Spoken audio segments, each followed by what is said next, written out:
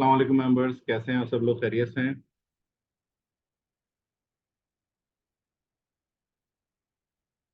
वालेकुम अस्सलाम। अच्छा डियर, आज की जो क्लास है उसमें मैंने कहा था कि ऑटोमेशन के हवाले से हम लोग पढ़ेंगे। बट अनफॉर्चुनेटली कुछ वजूहात की वजह से हम लोग ऑटोमेशन के हवाले से नेक्स्ट क्लास में पढ़ेंगे। आज के दिन मैं आप लोगों को समझाने लगा हूँ ऑटो कंपाउंडिंग। ऑटो कंपाउंडिंग के हवाले से मुझे काफ़ी ज़्यादा मामला मौसूल हो रहे थे कि स्टूडेंट्स चाह रहे थे कि ऑटो कंपाउंडिंग के बारे में बताएं, क्योंकि वो करना चाह रहे थे लेकिन उनसे प्रॉब्लम हो रही है उसको स्टार्ट करने में, और वो गलत लगा रहे थे। तो मेरी आवाज़ सही आ रही है और स्क्रीन सही नज़र आ रही है? मुझे काइंडली अपडेट करें।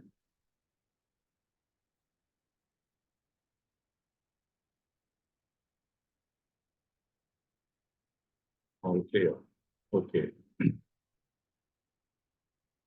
तो ऑटो कंपाउंडिंग डेमो वर्जन के अंदर भी ये चीज़ मौजूद है। ऑटो कंपाउंडिंग होती क्या है? ये ऑप्शन है increment in contract size auto compounding. Auto compounding से मुराद ये होती है कि आप अपनी इक्विटी के जो लॉट साइज है, इक्विटी के हिसाब से आपकी लॉट साइज बढ़ती या कम होती रहे। यानी कि 0.01 बढ़ जाए, अगर 50 डॉलर मेरा प्रॉफिट हो जाए, इसके जो जितने भी मामला हैं, इसके अंदर चार चीजें आती हैं: एक, दो, तीन, चार। Equity changes steps, order size changes steps, minimum order limit, maximum order limit.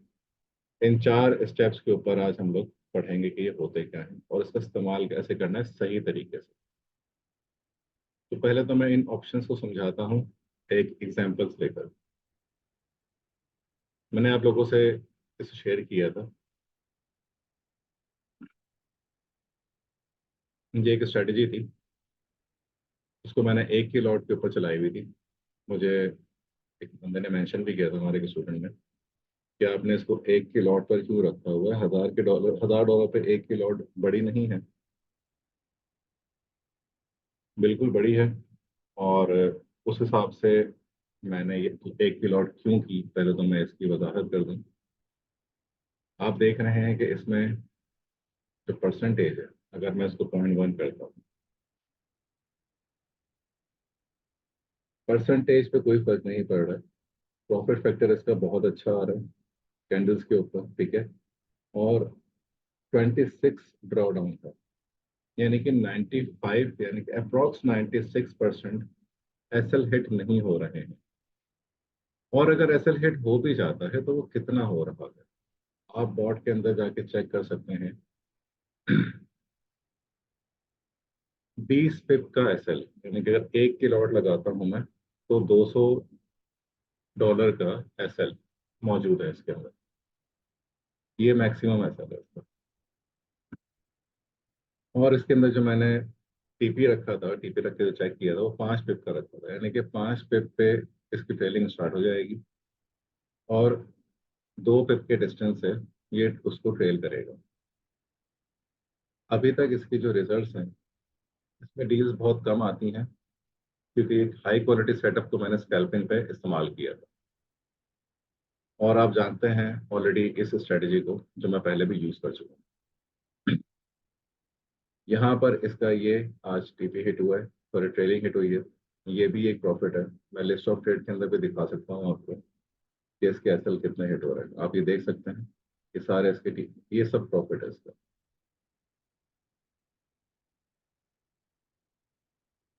ये एक एसएल हिट हुआ है,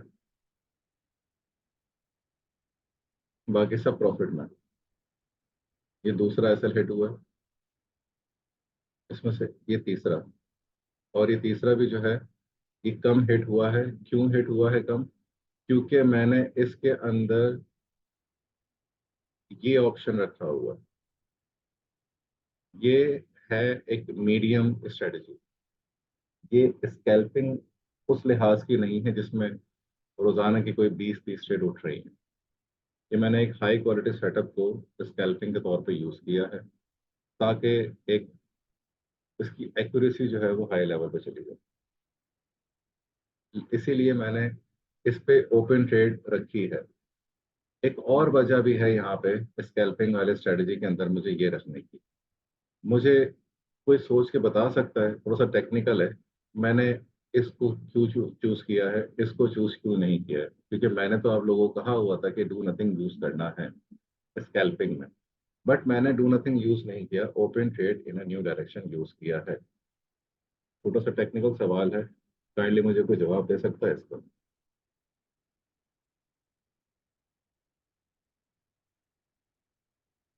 जी जिया साहब।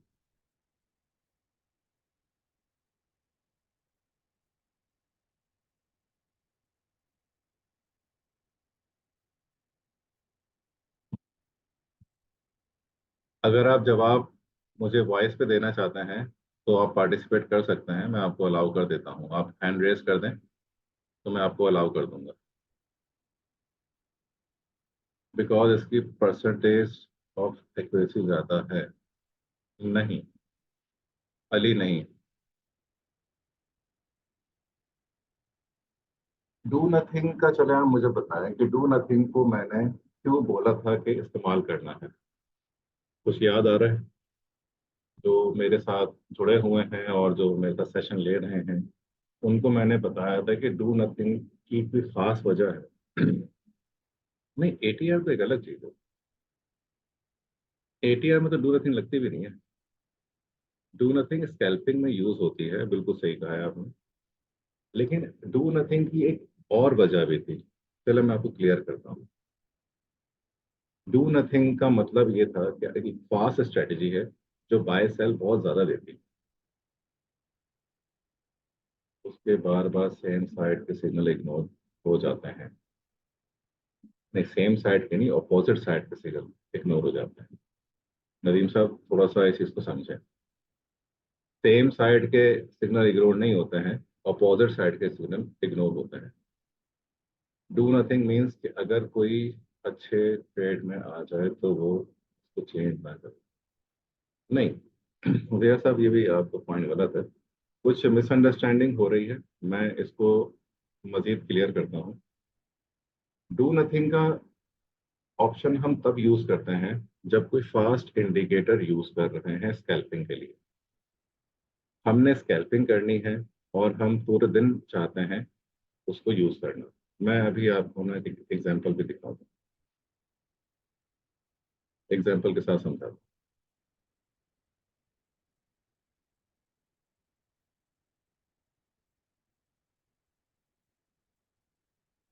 आप लोगों से मैंने एक स्ट्रेटेजी शेयर की थी स्कैल्पिंग के हवाले से गोल्ड की, आप सबको याद होगा।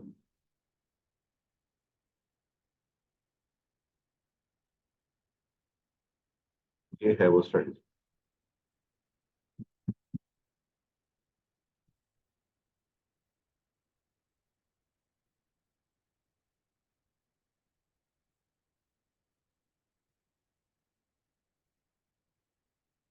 इस स्ट्रेटेजी के अंदर मैंने तीन इंडिकेटर यूज किए।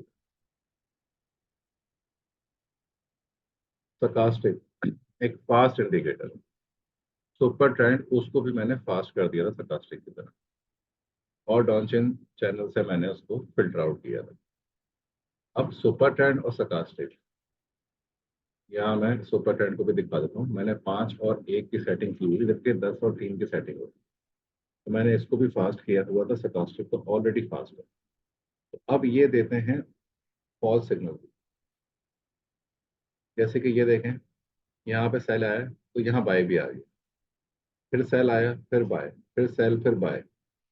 ये एक ट्रेड जब तक क्लोज नहीं हुई है तब तक ये सारे सिग्नल इसने क्लोज, ये रिजेक्ट कर दिए। बाय में तो सेल में ऑलरेडी बैठा हुआ था, बाय उसने नहीं लिया, यानी कि यहाँ डील उसने तोड़ देनी थी। इस बाय के ऊपर वो डील तोड़ देता, सेल बंद कर देता, बाय ले लेता अगर हम ये ऑप्शन सेलेक्ट करते डू नथिंग के अलावा, ये वाला open trade in the new direction. तो यही इस बाय पर ही इस ट्रेड को ब्रेक कर देता, बट इसने ब्रेक नहीं की। और सेल में तो ऑलरेडी बैठा हुआ है, इसलिए अगेन सेल नहीं ली, क्योंकि मैंने पैरामाइडिंग इसकी 1 रखी हुई थी, अदरवाइज वो दूसरा सेल भी ले लेता। यहाँ देखें पैरामाइडिंग बंद है। तो उसने दूसरा सेल नहीं दिया, यहाँ पे तीसरा सेल भी ले लेता वो, यहाँ पे चौथा सेल भी ले लेता, और यहाँ पे आके फिर वो क्लोज करता। ठीक है, उन सब सेल को यहाँ पे लाके वो अपने हिसाब से क्लोज कर देता। तो ये एक फास्ट इंडिकेटर है, इसीलिए मुझे इसके सिग्नल्स को इग्नोर करने के लिए डू नथिंग का ऑप्शन यूज करना पड़ा, ताकि ये बार बार मेरी डील को ना तोड़े। पैरामाइडिंग ऑन भी हो तो वो फर्स्ट सेल प्राइस से ऊपर न्यू सेल ट्रेड ओपन करता है, क्योंकि डीसीए ऑन करेंगे तो वो ऊपर करेगा, डीसीए ऑन नहीं करेंगे तो वो जहां पे भी आ रही है वहीं ले लेगा, वरना सिर्फ ऊपर वाली लेगा, इससे आगे वाली नहीं लेगा। जी बिल्कुल, डीसीए ऑन हो तो हम आगे अभी दोबारा से चलते हैं अपने टॉपिक पर। इसका असल बहुत बड़ा है। जी बिल्कुल, बिल्कुल बड़ा है, मैं जहाँ समझ सकता हूँ इस चीज़ को। ये स्ट्रेटेजी जब बनाते हैं हम लोग, तो उसको 1 × 4 हमारा एसएल होता है। समझ आना शुरू हो गई है थोड़ी बहुत बात, बिल्कुल। तो अभी ये है एक फास्ट इंडिकेटर, इसको हम लोगों को इग्नोर करने के लिए डू नथिंग लगाना पड़ा, ताकि ये बार बार डील को तोड़े ना, और एक प्रॉपर चलने दे। या तो एसएल हिट होगा या टीपी हिट होगा, दोनों में से कोई एक चीज होगी। डील को बीच में तोड़ेगा नहीं, कंप्लीट होने देगा। बट मैंने यहाँ पर डू नथिंग नहीं लगाया। अब शायद आप लोगों को इसका जवाब कुछ समझ में आने लग जाएगा कि क्यों नहीं लगाया। आप नीचे देख रहे हैं सिग्नल्स ऑलरेडी इतने लेट लेट आ रहे हैं, क्योंकि ये एक ट्रेंडिंग इंडिकेटर लगाया है मैंने। इस पर हम लोगों ने एटीआर के ऊपर एक अच्छी स्ट्रेटेजी ऑलरेडी बनाई हुई है। तो ये ऑलरेडी फिल्टर होकर एक अच्छे तरीके से सिग्नल दे रहा है। सुपर ट्रेंड है, इसमें मैंने 2 फिल्टर लगाए हैं, हल सूट है, डॉन्चिंग ट्रेंड रिबन है। तो ये इन दोनों से फिल्टर होकर सुपर ट्रेंड ले रहा है। सुपर ट्रेंड के आप देख सकते हैं यहाँ पे बाय, फिर बाय, यहाँ सेल, तो फिर बाय। अब एक बाय का ट्रेंड चल रहा है तो वो बाय बाय लिए जा रहा है, बस एक सेल उसने लिया, बाकी वो तकरीबन बाय ले रहा है। अब वो क्यों बाय ले रहा है? क्योंकि बाय का ट्रेंड चल रहा है। समझ रहे हैं? तो अब इसके ऊपर अगर मैं लेता हूं कि मुझे डू नथिंग लगा दो, तो डू नथिंग का फायदा नहीं है, क्योंकि अगर ट्रेंड चेंज हो रहा है तो मुझे वो ट्रेंड चेंज करना है, क्योंकि ये एक हाई क्वालिटी सेटअप है। मैं नहीं चाहता कि वो डील अगर डायरेक्शन अपने चेंज कर चुका है तो ये उसमें बैठे नहीं, क्योंकि मोस्ट प्रोबेबली वो डायरेक्शन चेंज हो चुकी है और वो उसकी डायरेक्शन में जा सकता है। तो इसलिए मैंने वहां पर डू नथिंग नहीं लगाया। सॉरी, यहाँ पर मैंने ओपन ट्रेड ही रखी हुई है। इसलिए यहाँ पर जो एसएल हिट हुआ है, ये वाला, ये इसीलिए कम हुआ है कि उसने डायरेक्शन चेंज कर दिया होगा, अपोजिट डायरेक्शन का सिग्नल आ गया होगा, तो उसने यहीं पर ही बंद कर दी, दूसरी ले ली। बट आप देख सकते हैं कि इस पूरी लिस्ट में जो उसने 73 ट्रेड्स ली हैं, सिर्फ 3 ट्रेड्स के एसएल हिट हुए हैं, बाकी 70 के टीपी हिट हुए हैं, यानी कि ट्रेलिंग हिट हुई है। और बहुत छोटे छोटे प्रॉफिट लेके बाहर आया ये। और आप उसमें ड्रॉ डाउन भी देख सकते हैं कि टोटल 26 का ड्रॉ डाउन है, यानी कि यहाँ से लेके यहाँ तक का जो ड्रॉ डाउन आया और यहाँ से लेके यहाँ तक का। बाकी ये स्मूथ चलता रहा है, अपने थोड़े थोड़े पिप लेते हुए चल रहा है मुसलसल। यहाँ पर एक एसएल हिट हुआ, यहाँ एक एसएल हिट हुआ, एक यहाँ एसएल हिट हुआ, बस। इससे ज्यादा एसएल हिट हुआ ही नहीं है, इतना लंबा ड्रॉ डाउन इसके अंदर नहीं आया। मैंने इसलिए इसके ऊपर एक की लॉट यूज की हुई थी, बट इसमें रिस्क है। अगर आप वो लॉट यूज नहीं करना चाहते हैं तो एक और ऑप्शन है हमारे पास, ऑटो कंपाउंडिंग का। आए हम उसको समझते हैं कि ऑटो कंपाउंडिंग को आखिर यूज कैसे करें।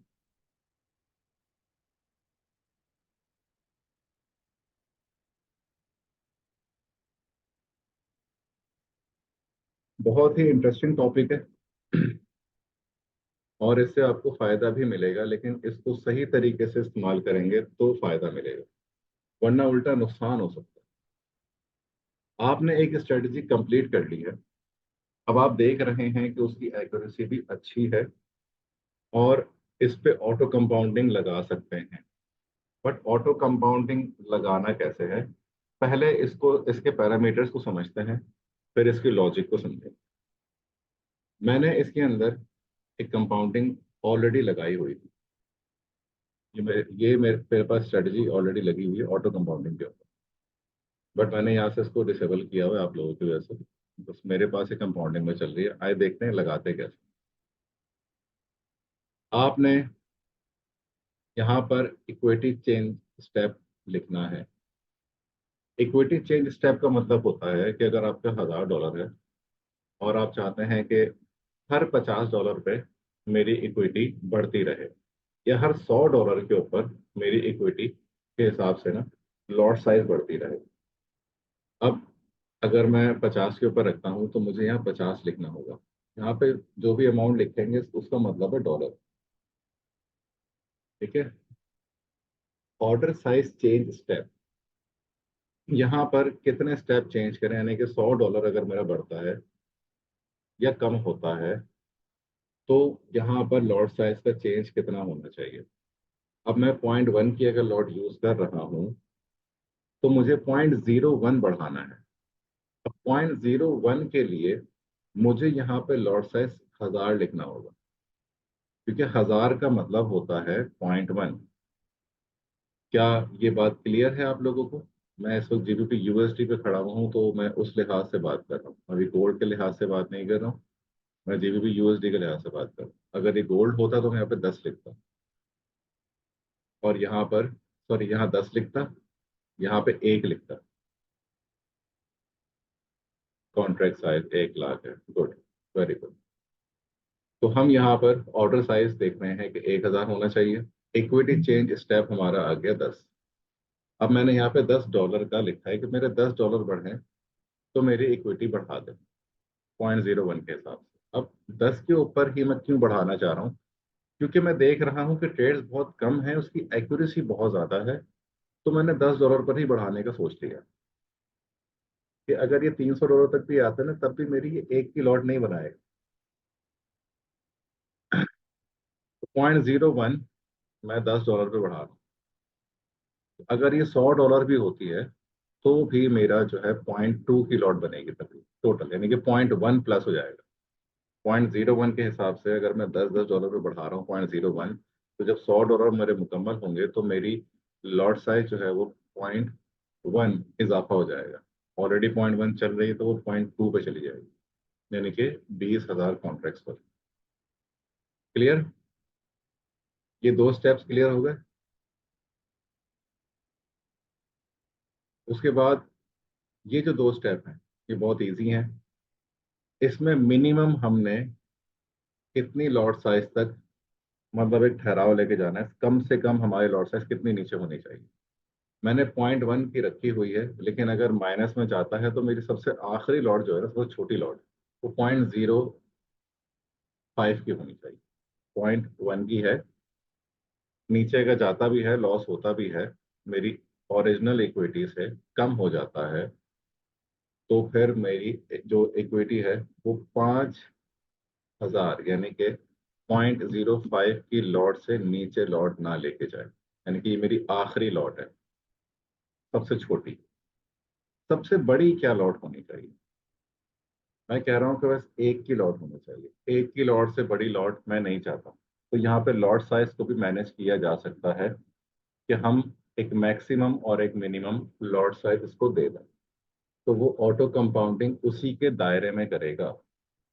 मीन्स कि हम लोगों ने उसको एक तो डॉलर का साइज दे दिया कि कितने डॉलर पे वो इक्विटी चेंज करे, तो सॉरी कितनी इक्विटी के चेंजेस के ऊपर हिसाब से वो स्टेप चेंज करे। अब $50 है तो $50 के हिसाब से वो 0.01 करेगा, जो मैं 0.02 भी करवा सकता हूँ। ये सब नंबर्स मैं जो कमांड दूंगा ये वही करेगा।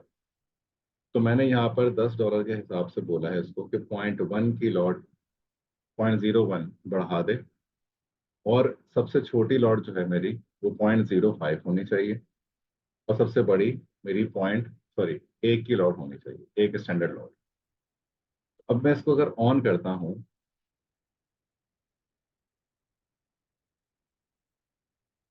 तो ये जो रिजल्ट दिखा रहा है ना अभी, ये ये रिजल्ट दिखा रहा है मुझे, मैंने $1,000 यहाँ पे डाला हुआ है प्रॉपर्टीज में। तो इस 1,000 से स्टार्ट कर रहा है, लेकिन स्टार्टिंग डेट से, यानी कि जो उसने ट्रेडिंग रेंज दी हुई है 5 फरवरी 2024 से, तो ये 5 फरवरी से लेके अब तक की पूरी कंपाउंडिंग कर दी है इसने, और आखिरी लॉट जो उसने इस्तेमाल की है वो एक की लॉट इस्तेमाल की।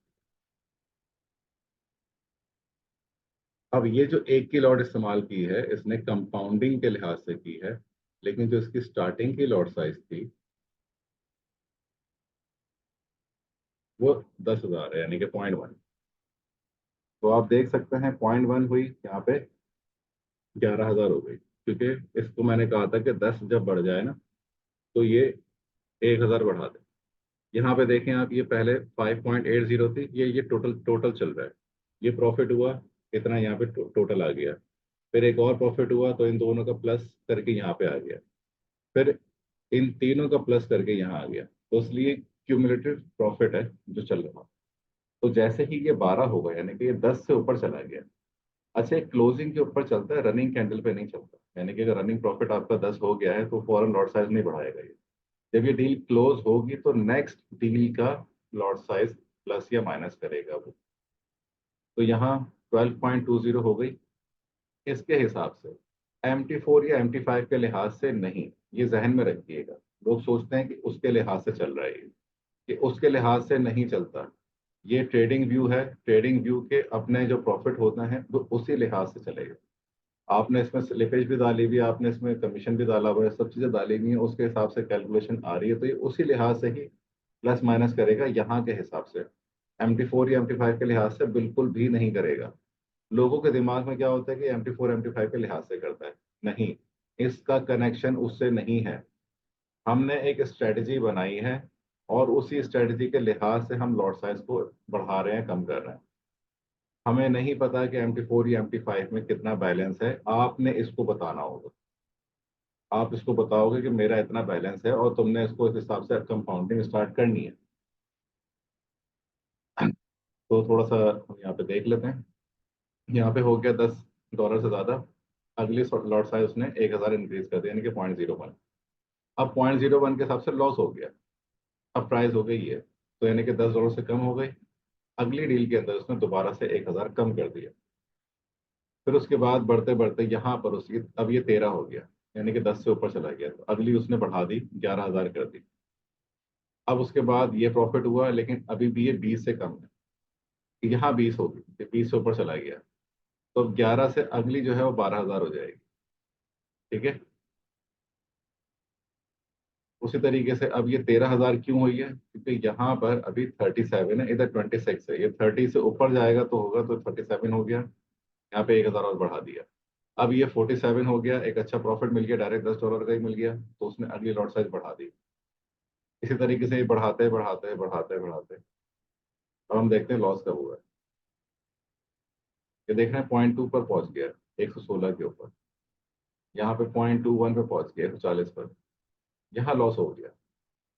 यहाँ 140 पे पहुंचा है, एक बड़ी लॉट यूज हो गई है 0.24, तो लॉस भी उस हिसाब से थोड़ा सा बड़ा हो गया, $50।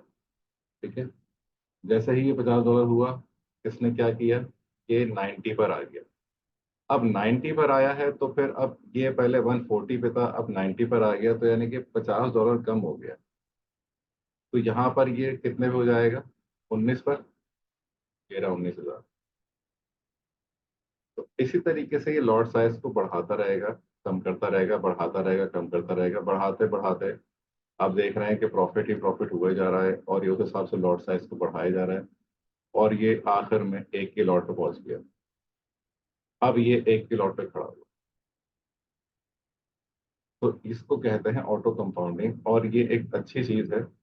आपकी कंपाउंडिंग अच्छे तरीके से होती है, लेकिन जिसमें अगर आप ये ATR पे लगाएंगे ना, ATR में थोड़ी प्रॉब्लम होगी, क्योंकि उसमें हमें छोटे छोटे लॉस मिलते हैं, फिर एक बड़ा ग्रैप मिलता है प्रॉफिट का। तो वो एक अच्छा ग्रैप जब मिलेगा प्रॉफिट का, तो उसके बाद फिर वो जब छोटे छोटे लॉस लेना शुरू करेगा, तो वो फिर बड़े लॉस बन जाएंगे। समझ रहे हैं बात को। इसलिए इसको एटीआर पे ना कोशिश करना है कि इसको इस्तेमाल ज़रा तरीके से करना है। अभी यहाँ पर जो भी प्रॉफिट है 73 डील्स हो चुकी हैं और अब रनिंग लॉट साइज क्या चल रही है, 1 की लॉट। अब आपने इसको चला दिया, ये ऑन कर दिया इंक्रीमेंट साइज, और इसको सेव करके इसकी ऑटोमेशन चला दी, ऑटो कंपाउंडिंग की सेटिंग कर ली, ऑटोमेशन चला दी। कोई बता सकता है कि अब वो सब सिस्टम जो है कौन सी लॉट उठाएगा? आपने पॉइंट 1 सेलेक्ट की हुई है, सिस्टम कौन सी लॉट उठाएगा? तरह का दो अलग अलग स्ट्रेटजी चल रही हैं, एक ही अकाउंट के दो डिफरेंट। ये मैं आंसर करता हूँ, मैं समझ गया आपका पॉइंट। अभी जो मैंने सवाल किया उसका जवाब दें आप। पॉइंट 1 की, पॉइंट 1 1 की, प्लीज रिपीट। ओके, मैंने ये कहा कि हमने स्ट्रेटजी को फाइनल कर लिया, हमने सोचा कि ऑटो कंपाउंडिंग के एक अच्छे रिजल्ट आ रहे हैं, हम सेटिस्फाइड हो गए, हमने इसको ऑटो कंपाउंडिंग ऑन की, ओके कर दिया, अलर्ट लगा दिया। अब अलर्ट लगा हुआ है तो लॉट साइज कौन सी इस्तेमाल होगी? पॉइंट 1 की लॉट शुरू में, पॉइंट 1 की। यही वो गलती है जो सब कर रहे हैं।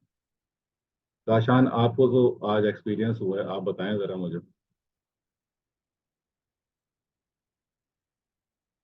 काशान, कौन सी लॉट साइज इस्तेमाल होगी? 1 की लॉट। 1 की लॉट उठा रहा है क्योंकि उसको 1 की लॉट ही उठानी है, क्योंकि उसको नहीं पता कि आपके MT4 पे क्या चल रहा है।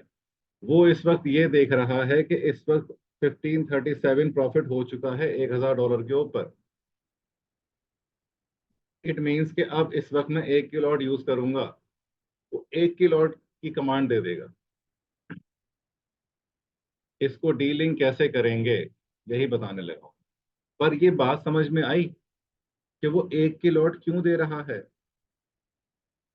क्योंकि सिस्टम पर आपके ऑलरेडी वो बता रहा है कि 73 ट्रेड्स हो चुकी हैं और अब तक ये प्रॉफिट जनरेट हो चुका है, और इसके लिहाज से ऑटो कंपाउंडिंग में अभी रनिंग जो कॉन्ट्रैक्ट साइज चल रही है वो 1 की लॉट चल रही है।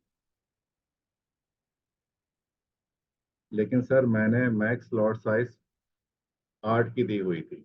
हाँ, अब मैं और चीज समझाता हूँ। इसकी दो जगह पे सेटिंग करनी है। पहली चीज, आपने यहाँ पे तो बता दिया है कि मेरा मिनिमम 0.5 होना चाहिए, 0.05, और मैक्सिमम 1 की लॉट। अब यही सब चीजें हमें ऑटोमेशन के लिए बतानी होंगी यहाँ पर। Increment in contract size auto compounding setting for MT4 MT5, ये है वो 3 स्टेप्स। आपने ऊपर बेशक उसको लिखा हुआ है कि 0.08 मेरा मैक्सिमम लॉट है, बट यहाँ पर मैक्सिमम लॉट जो है वो 1 लिखी हुई है। यहाँ सेम किया हुआ है। वो जो आपने थर्ड अलर्ट की सेटिंग जो मैंने बताई थी ना, वो कीजिएगा, उससे सही हो जाएगा ये। मैं अभी मजीद समझाता हूँ कि ये हुआ क्या है। ये 0.8 की भी वजह आपको समझ में आ जाएगी। ठीक है, तो यहाँ पर आपने ऊपर जैसा बोला है वैसा नीचे भी बोलना है, क्योंकि अगर आपने ऊपर कुछ कुछ भी लिखा हुआ हो, लॉट साइज उसने इसी इसी चीज से मैनेज करनी है। ठीक है, तो 0.1 के हिसाब से अगर चल रहे हैं तो यहाँ 0.1 लिखना होगा। यहाँ पे अगर आपने जो अभी जिस तरह मैंने तरतीब बनाई हुई कि 0.01 की स्टेप की चेंजेस है, और 0.05 मेरा मिनिमम होना चाहिए, 1 की लॉट मेरी स्टैंडर्ड होनी चाहिए। तो ये 3 ऑप्शन आपने जैसा वहां लिखा हुआ है ऊपर, वैसे ही यहाँ नीचे भी लिख देनी होगी आप। इन 4 ऑप्शन में से 3 ऑप्शन है, पहला वाला नहीं है। पहला वाला तो इसने सेट कर लिया है कि कितने डॉलर के हिसाब से चेंज करना है, लेकिन बाकी के जो 3 स्टेप्स हैं लॉट साइज हैं, वो आपने नीचे देनी होंगे लास्ट इस जगह पर। क्लियर हो गई यहाँ तक? अब वो आपकी बात कि उसने बोला, आपने ट्रेड लगाई और उसने 1 की लॉट उठा ली, इसको डी लिंक कैसे करेंगे? हमने बैक टेस्टिंग में सही दिखाएगा, ऊपर वाली सेटिंग से नीचे वाली सेटिंग से खराब करेगा, लाइव अगर सेम ना हो। नहीं, देखो ये जो चीज़ है ना, ये बैक टेस्टिंग के लिए है। ये कॉन्ट्रैक्ट साइज भी बैक टेस्टिंग के लिए है। ये सारे ऑप्शन बैक टेस्टिंग के लिए, लॉट साइज जो है। लेकिन उसको जो लॉट साइज देनी है वो आपने यहाँ पर मेंशन करनी, जो कमांड के अंदर जाएगी। इसका बराह रास्त कमांड से ताल्लुक है। जो कमांड हम लोग भेजते हैं बाय की और सेल की, उसमें जो लॉट साइज इस्तेमाल होनी है उसका ताल्लुक बराह रास्त यहाँ से। ठीक है, तो आपने यहाँ से इसको मैनेज करना है। अब आते हैं कि इसको यूज कैसे करें। इसको यूज करने का तरीका ये है कि आज की तारीख आपने लिखनी होगी, स्टार्टिंग डेज आपको देना होगा यहाँ से। अब मैं आपको दिखाता हूँ। फॉर एग्जाम्पल, आपने ऑटो कंपाउंडिंग स्टार्ट की 1 तारीख से। ठीक है, अब 1 तारीख से आपने ऑटो कंपाउंडिंग स्टार्ट की तो उसके लिहाज से अब ये 0.1 की लॉट देगा। फिर जैसे जैसे प्रॉफिट बनता रहेगा ये उसकी लॉट साइज बढ़ाता रहेगा। और अभी करंट जो चलाएगा ये, वो चलाएगा 0.14 से। 14,000 कॉन्ट्रैक्ट 0.14, तो उसके हिसाब से इसने ये प्रॉफिट बना के दिया। और अगर मैं इसको स्टार्ट करता हूँ मंडे से, 6 तारीख से, तो फिर ये काउंटिंग उस दिन से स्टार्ट करेगा। और मैंने यहाँ पर उसको बताया हुआ है कि मेरा बैलेंस कितना है प्रॉपर्टीज के अंदर। तो प्रॉपर्टीज में आपने इसको बताना है कि मेरा बैलेंस कितना है। इनपुट में आके आपने इसको बैक टेस्टिंग की डेट बतानी है कि मैंने स्टार्ट कब से किया है, ताकि ये उस हिसाब से उसके प्रॉफिट की कैलकुलेशन के हिसाब से काउंटिंग करना शुरू कर दे। यहाँ आके इसने लॉट साइज बढ़ाई है, 4 ट्रेड ली हैं, यहाँ बढ़ा दी। अब मिसाल के तौर पे मैंने प्रॉपर्टी में जो बैलेंस है वो बैक टेस्ट से के लिए होता है बस। बिल्कुल बैक टेस्ट के लिए ही होता है बस, लेकिन हमने जो ये कैलकुलेशन की हुई है उसको बैक टेस्टिंग से ही मर्ज किया हुआ है। वो जो कैलकुलेशन उसने उठानी है ना कंपाउंडिंग के लिए, वो यहीं से उठानी है। वो ट्रेडिंग व्यू से ही इसको कैलकुलेट करेगा और फिर वो MT4 पे उसके लिहाज से चलेगा। हो सकता है कि आपके $10 MT4 पे ना बढ़े हों, 9.9 बढ़े हों या तकरीबन 9.5 बढ़े हों, लेकिन यहाँ पर वो 10 हो गए हों, तो वो उसकी लॉट साइज बढ़ा देगा। ठीक है, तो ये वो इसके लिहाज से चलेगा। लॉट साइज ट्रेडिंग व्यू के लिहाज से बढ़ेगी, ना कि MT4 के लिहाज से बढ़ेगी या MT5 के लिहाज से। अब यहाँ पर मैं इसको दोबारा से एक मिसाल देता हूँ। मैंने 13 तारीख से स्टार्ट कर दी, तो जो तारीख आपकी स्टार्ट होगी वो आपने लिखनी है यहाँ पर। और इसके अलावा यहाँ इसको जो है थोड़ा लंबा अरसा दे दें, यानी कि साल का दिसंबर 31 तक का दे दें, ताकि ये तंग ना करे आप। ये वरना रुक जाएगी तो आपकी बैक टेस्टिंग। यहाँ पे डेट डाल देंगे ना करीब की, तो उस दिन के बाद से कोई ट्रेड नहीं लगेंगी और सिर्फ उस पीरियड तक लेगा। अब देखिए यहाँ पर ये प्रॉफिट हुआ, इसको ये प्रॉफिट हुआ। उसके बाद फिर अब यहाँ पे इसने लॉट साइज बढ़ा के ट्रेड ले ली। अगर मैं फॉर एग्जांपल कल से स्टार्ट करता हूँ, तो कल से लेके अब तक का दिखाएगा। देखें, ये एक ट्रेड ली, $10 हो गया प्रॉफिट। अब अगली लॉट साइज उसने ये वाली ले ली। तो समझ में आ रही है मेरी बातें जो मैं जिस तरीके से कर रहा हूँ? कुछ क्लियर हो रहा है? सर MT5 पर अगर बैलेंस 2,000 है तो स्टार्टिंग से इंक्रीज लॉट साइज लेगा। देखें, एक चीज आप थोड़ी सी लॉजिक समझें। मैं यहाँ पे अगर 10,000 भी कर दूंगा ना, इन पे फर्क नहीं आएगा, जरा देखना।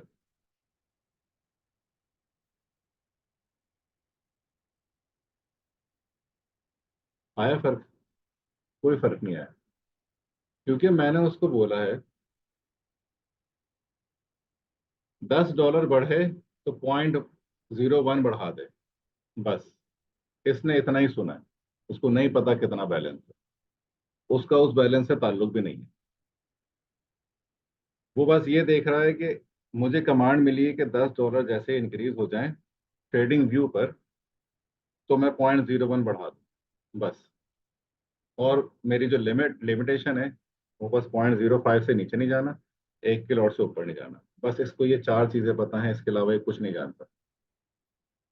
तो यहाँ पर मैं 1000 लिखूं, 2000 लिखूं, 10,000 लिखूं, इसका इससे कोई लेना देना नहीं है। आप यहाँ पे कोई एक्चुअल पूरा प्राइस मत देखते रहना। वही तो वहाँ बैलेंस डालने का पर्पस, यहाँ पे हम लोग एक डमी अमाउंट देते हैं, जैसे कि अभी आपने बताया, खुद मुझे बताया था कि यहाँ पे तो ये तो डेमो के लिए यूज होता है ना। तो वो उस हिसाब से कैलकुलेशन करके दिखा रहा है बस कि 1000 से स्टार्टिंग बैलेंस था, अभी कितना बैलेंस हो गया, बस वो ये दिखा रहा है। यहाँ पे देखें, 1000 से बैलेंस स्टार्ट हुआ है और अभी इस वक्त जो है ये 114 पे खड़ा, 1014 पे खड़ा। तो ये 14 प्लस हो गया 1000 के अंदर। और उस हिसाब से परसेंटेज दिखा रहा है कि 1.47% जो है वो बना है।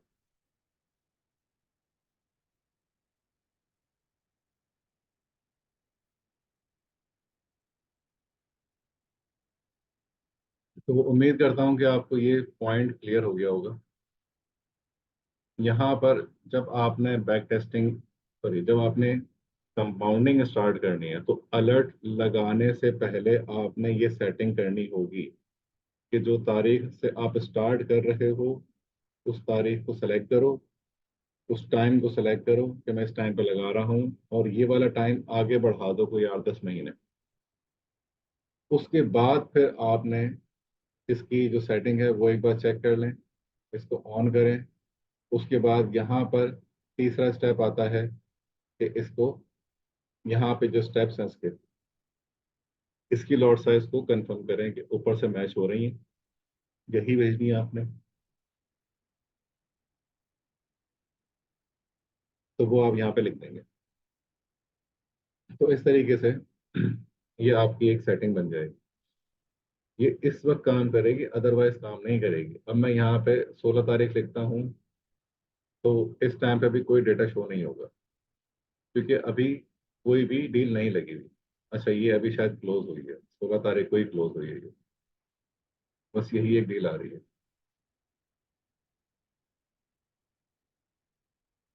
ये वाली अभी हुई है यहाँ पर, तो इसलिए भी ये दिखा रहा है।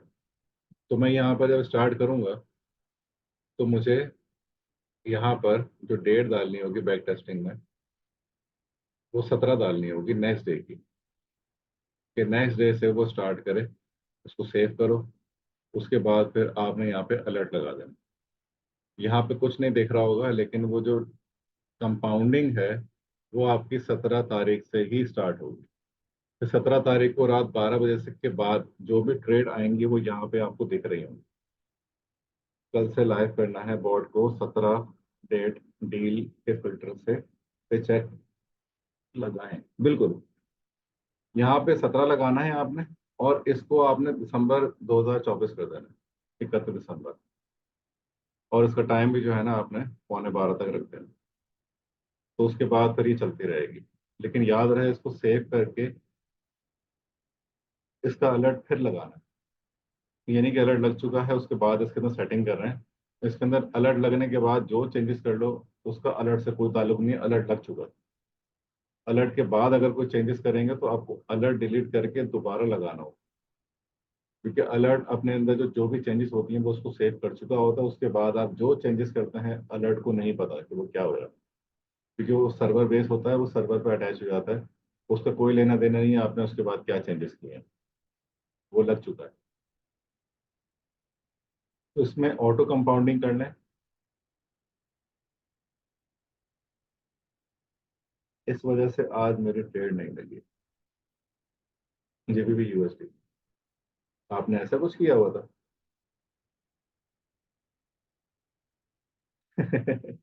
नहीं है, नहीं करना था ना। तो ऑटो कंपाउंडिंग मुझे उम्मीद है कि समझ में आ गई होगी। इसके साथ ही का एक और ऑप्शन है जो मैं चाहता हूँ कि आज ही के टॉपिक में मैं इसको कंप्लीट कर दूं, क्योंकि इसका भी तकरीबन ताल्लुक इसी तरह से ही है। इक्विटी प्रोटेक्शन, प्रॉफिट प्रोटेक्शन, ये बहुत अच्छा फीचर है, लेकिन इसको यूज कैसे करना है, इसमें भी एक तरीका है इसको यूज करने का। एक मिनट, ठीक है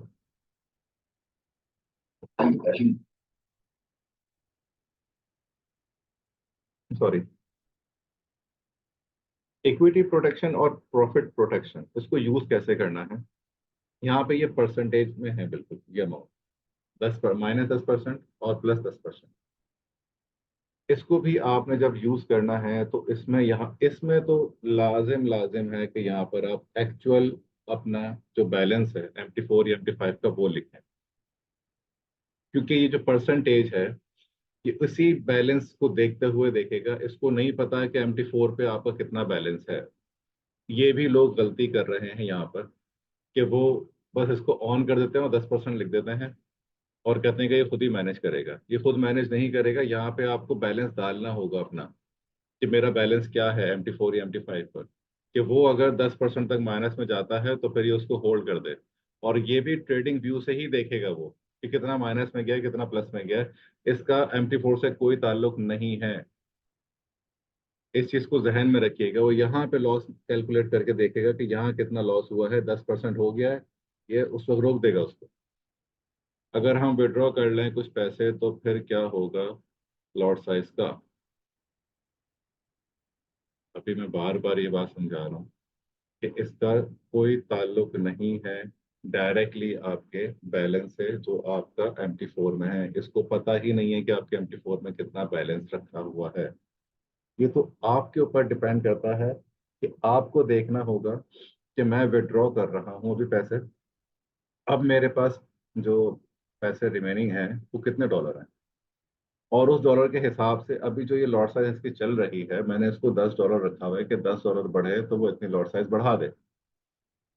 तो अगर वो बढ़ते बढ़ते एक की लॉट तक लेके चला गया है और आपने उसमें से वो $1000 तक लेके चला गया आपका प्रॉफिट, आपने वहां से $500 निकाल लिए, तो फिर आपको यहाँ पर उसकी एडजस्टमेंट करनी पड़ेगी। डेली सेट करना पड़ेगा अगर एग्जैक्ट इस लेवल की इक्विटी प्रोटेक्ट करनी है। नहीं, जरूरत नहीं है। जरूरत नहीं है।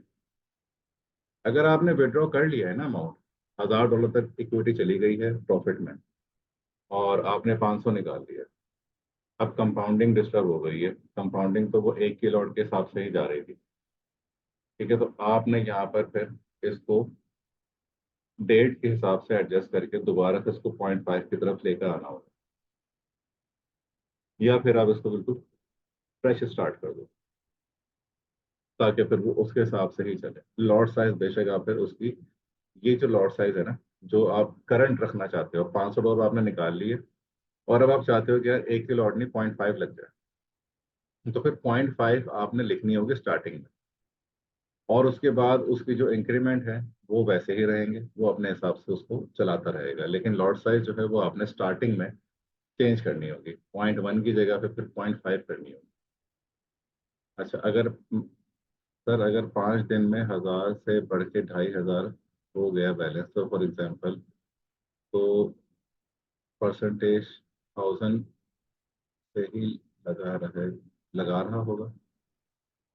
परसेंटेज 1000 से इक्विटी प्रोटेक्शन की, अच्छा अच्छा, इक्विटी प्रोटेक्शन की, हाँ बिल्कुल, उसका ताल्लुक यहाँ से, ये परसेंटेज को यहाँ से ले रहा है।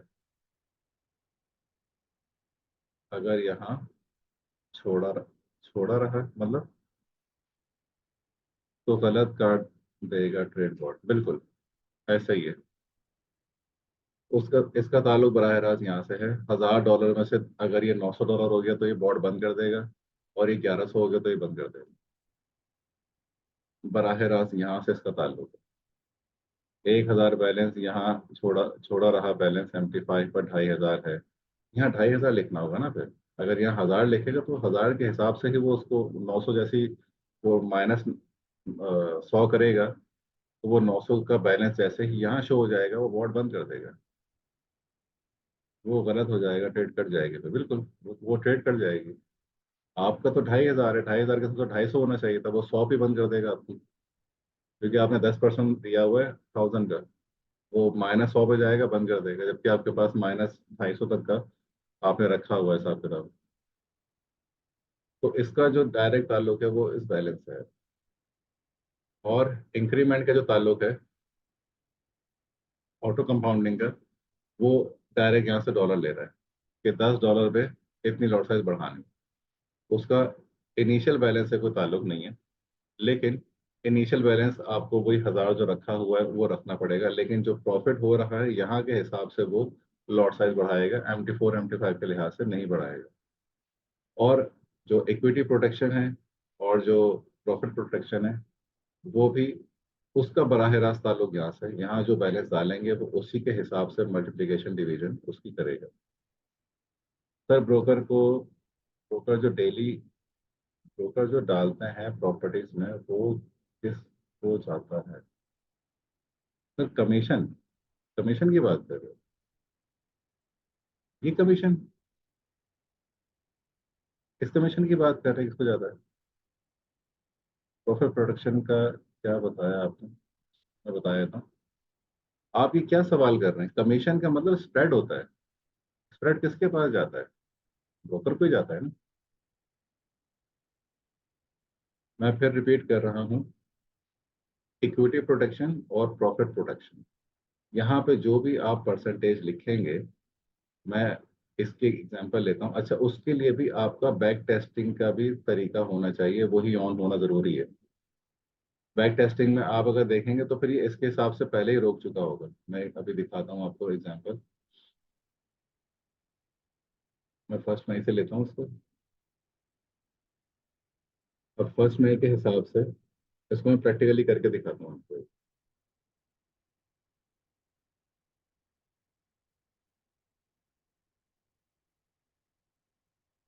अगर 10% बन जाए तो रोबोट रुक जाएगा, बिल्कुल रुक जाएगा। एक्सनेक्स का मेरे अकाउंट पे 13 आता है, 2 या 13। किस चीज का आता है 2 या 13? स्प्रेड किसका? GBP USD का 13 आता है।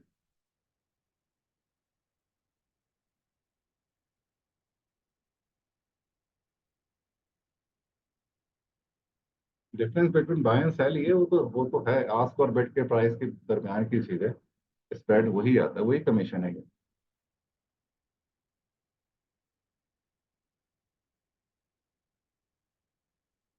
प्रो पे 0.13 वो देना पड़ेगा यहाँ, बिल्कुल। अगर आपको एग्जैक्ट चाहिए तो आपको यहाँ पे कमीशन का उस हिसाब से देना पड़ेगा। फिलहाल जो मैंने अभी डाला हुआ है वही काफी है, इतनी ज्यादा गहराई में मत जाइएगा, मैं आपको समझा दूंगा इस चीज। एनीवे, यहाँ पर अभी हम देख रहे हैं कि हमने 1 मई से स्टार्ट किया हुआ है। टोटल 8 ट्रेड्स यहाँ पे मौजूद हैं। अभी तक जो पोर्टफोलियो इंक्रीज हो चुका है वो $47 तक जा चुका है टोटल। ठीक है। अब मेरा जो बैलेंस है यहाँ पर वो है $1,000। अब मैं इसको कह रहा हूँ कि $1,000 अगर है, $1,000 का जो 1% है वो कितना होता है?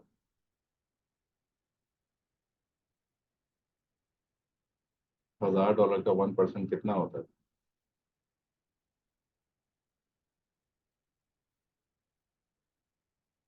10 डॉलर। ये $47 तक गया था ना, अभी देखना यहाँ पे बंद हो गया, क्योंकि मैंने उसको बोला है कि 1%, या तो मेरा 1% बन जाए या फिर 1% माइनस हो जाए, बॉट बंद कर दे। जैसे ही ये $10 से ऊपर हुआ, बॉट बंद हो गया। 2 डीलों में $10 हो गया, इसने बंद कर दिया। अब मैं इसको बोलता हूँ 2% तक ले ले। अब $1,000 का 2% कितना होगा? 20। तो 20 से जैसे ही ऊपर गया, इसने बॉट बंद कर दिया। ये रनिंग कैंडल पे नहीं देता, जब क्लोजिंग होगी ये तब देगा। क्यूमुलेटिव प्रॉफिट 20 से अबव गया, इसने बंद कर दिया। अब मैं इसको 3% करके देखता हूँ।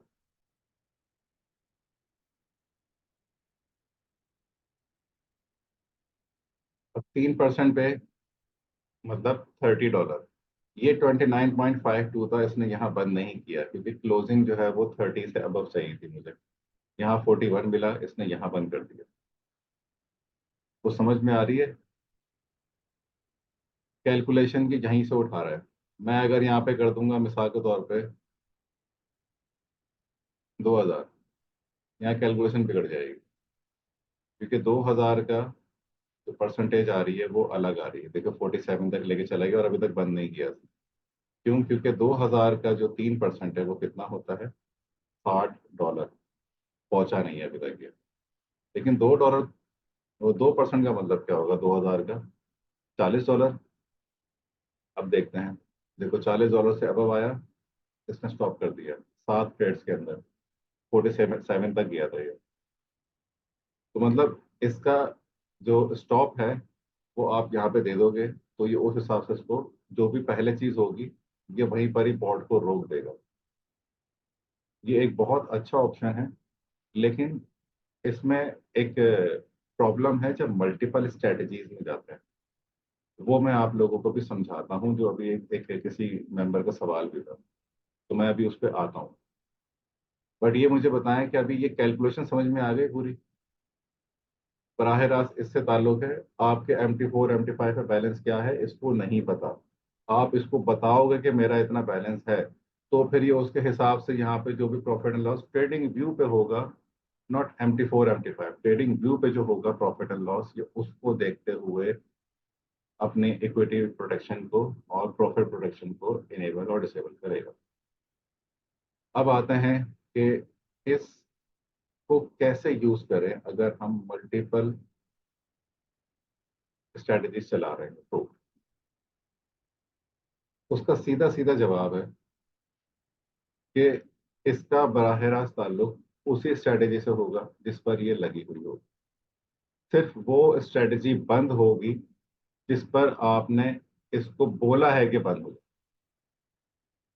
कंपाउंडिंग भी सिर्फ उसी स्ट्रेटजी पर होगी जिसका आपने इसको बोला है कि कंपाउंडिंग करे।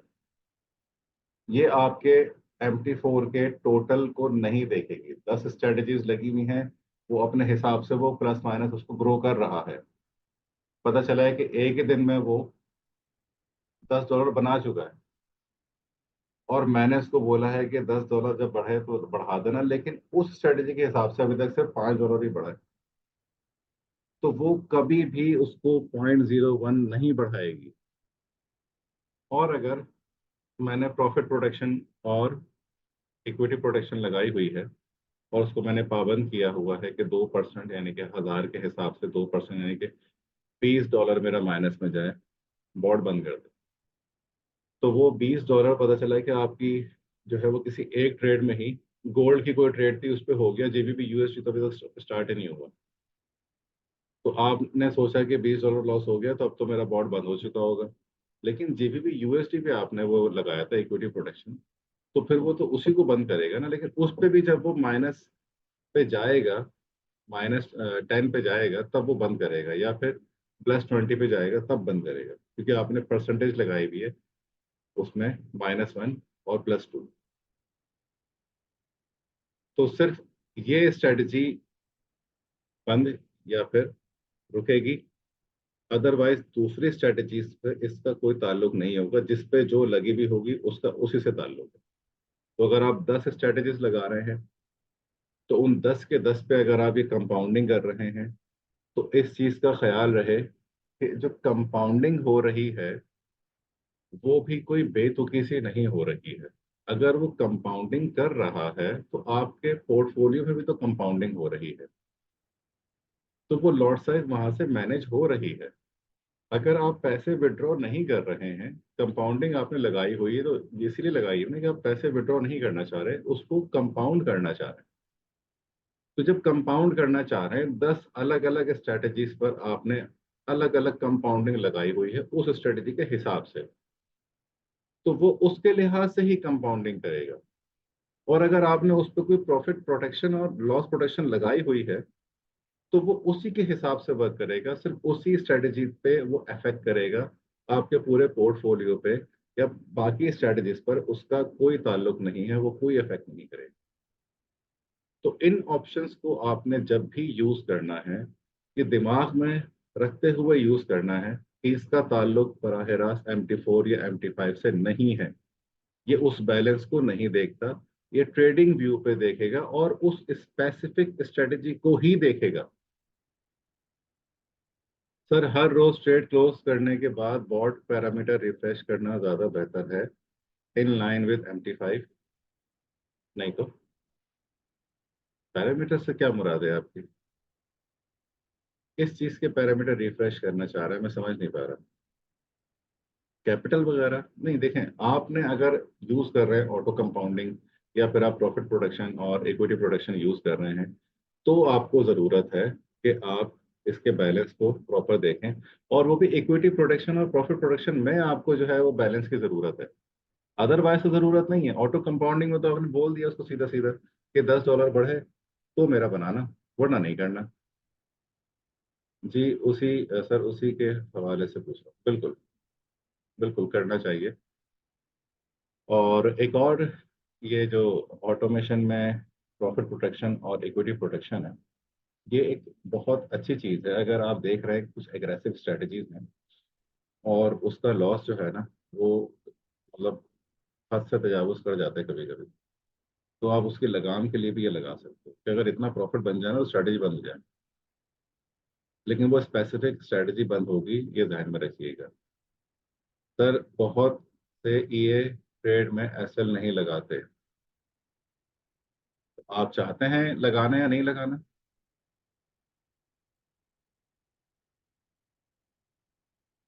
वो इक्विटी प्रोटेक्शन से कंट्रोल करते हैं, करते होंगे, बिल्कुल करते होंगे। आप भी कर सकते हैं। देखो, ईए, डायरेक्ट ईए सिस्टम से वो MT4 या MT5 पे लगाना वो एक अलग चीज है। देखो, आपने अभी जो जो बात कही ना, मुझे याद आ गई। एक ईए होता है इक्विटी प्रोटेक्शन प्रॉफिट प्रोटेक्शन का, जो डायरेक्टली MT4 या MT5 पे लगता है। उसका किसी स्ट्रेटेजी से कोई ताल्लुक नहीं होता, किसी चीज से भी कोई ताल्लुक नहीं होता। बस वो इक्विटी प्रोटेक्शन का एक सॉफ्टवेयर है, वो आपने डाल दिया, तो जैसे ही आपका बैलेंस कम या ज्यादा होगा वो उसके हिसाब से उसको बंद कर देगा। ठीक है, लेकिन आपने, जो मैंने अभी समझाया है आपको, इस बोर्ड में ये कैसे यूज हो रहा है आपका भी इससे ताल्लुक है, आप इसको समझें। हिडन TPSL भी होते हैं ईए में, आप इसके अंदर भी कर सकते हैं। आपकी स्ट्रेटजी में इसके अंदर ये मौजूद है, ये चीज मैंने आप लोगों को कुछ टाइम पहले बताया भी थी। अब यहाँ पे ये एंट्री है, ये SL है, ये TP है और ये ट्रेलिंग यहाँ पे हिट करवा रहा हूँ मैं। ये सारी चीजें मैंने आपके MT4 या MT5 पर नहीं देनी है। मैं चाहता हूँ कि नहीं जाए वो, कोई SL ना लिखे, कोई TP ना आए। वो यहाँ से आप कमांड को सेट कर सकते हैं। Send TP command with entry, uncheck कर देंगे, TP नहीं जाएगा। लेकिन नहीं जाने का मतलब ये नहीं कि TP हिट नहीं होगा। जैसे ही चार्ट पे हिट होगा, यहाँ से क्लोजिंग की कमांड भेज देगा, वो बंद हो जाएगा। SL, send SL command with entry, आप इसको अनचेक कर दें, आपका SL नहीं देगा ये MT5 पर। लेकिन जैसे ही SL हिट होगा, यहाँ से क्लोजिंग की कमांड सेंड कर देगा और बंद कर देगा। तो आप यहाँ पे ये ऑप्शन यूज कर सकते हैं, send trailing command on entry. अब ट्रेलिंग की जो कमांड है, जो हम लोग एग्जीक्यूशन के लिए भेजते हैं कि ये जब 30 पिप तक पहुंचे तो ट्रेलिंग ऑन हो जाए, वो भी आपने नहीं भेजनी, नहीं भेजे आप। लेकिन यहाँ से वो सब चीजें हो रही होंगी। बट आपने ये जरूर करनी है, trigger close alert on TP, trigger close alert on SL, trailing, break even, trailing close, जितने भी क्लोज के अलर्ट्स हैं ना, ये सब आपने चेक लगा के रखने हैं, ताकि जैसे ही इनमें से किसी भी क्लोज के मामलात हों तो ये क्लोज की कमांड भेज उसको बंद कर दे, बस। ये ट्रिगर, मॉडिफाई अलर्ट्स और ट्रेलिंग कमांड, ये हमारी दो ट्रेलिंग्स हैं। एक ATR बेस है और एक डिस्टेंस बेस है। ये ATR बेस में यूज होता है अलर्ट, और ये वाला डिस्टेंस ट्रेलिंग में यूज होता है। तो ये जहन में रखिएगा, ट्रेलिंग मतलब डिस्टेंस ट्रेलिंग, और मॉडिफाई अलर्ट इसका मतलब है ATR की मॉडिफाई अलर्ट है, क्योंकि उसमें जो ट्रेलिंग हो रही है वो बेसिकली वैसी ट्रेलिंग नहीं है, उसमें SL मॉडिफिकेशन हो रही है उस ATR के अंदर। तो इसलिए हम यहाँ पे मॉडिफाई अलर्ट्स का लिखते हैं। आप ये भी अगर बंद करना चाहते हैं तो बंद कर सकते हैं, बस क्लोजिंग सारी ऑन करें, वहां पे ना TP लगेगा ना SL लगेगा, सिर्फ एंट्री होगी। सारी चीज़ें यहाँ से मॉनिटर हो रही होंगी और यहीं से वो उसको क्लोज करेगा। तो ये ऑप्शन यूज़ कर सकते हैं आप इस तरीके से, मैनिपुलेशन यहाँ से कंट्रोल हो सकती है ब्रोकर के हवाले से। तो तकरीबन मैंने अपना टॉपिक क्लियर कर दिया है। अब इस टॉपिक के हवाले से जो भी सवाल जवाब हैं वो आप लोगों से लेता हूँ। और कुछ सवाल जवाब पीछे रह गए थे, अगर आप वो देख लो। Can we put same strategy on Oanda? Mirza साहब बिल्कुल ये कर सकते हैं ओएंडा पर। स्ट्रेटजी तो पुट कर सकते हैं, उसका कोई ताल्लुक नहीं है। स्ट्रेटजी का ताल्लुक देखें, आप ये सवाल मुझसे पहले भी किया था, मैं मुझे याद आ गया। आप अभी लाइन पर हैं, मुझे जवाब दीजिएगा मिर्जा साहब।